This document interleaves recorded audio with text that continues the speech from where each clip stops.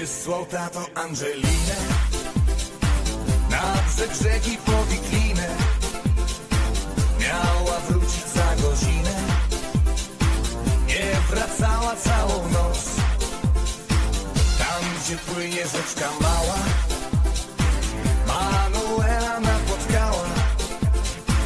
Rzeczka cicho i szumiała, a Manuel szeptał tak: Angelino, Angelino, jakie ty masz piękne oczy. Angelino, Angelino, za te oczy kocham cię. Angelino, Angelino, jakie ty masz boskie ciało. Angelino, Angelino, tylko ciebie kochać chcę. Letnia nocka im sprzyjała, namiętności rozpalała. Gwiazdki z nieba im mrugały, do kochania zapraszały. Kochankowie nie zwlekali, z zaproszenia skorzystali.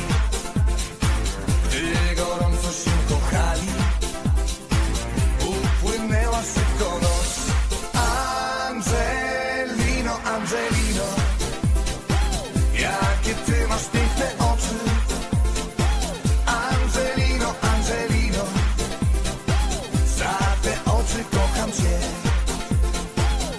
Angelino, Angelino, jakie ty masz boskie ciało.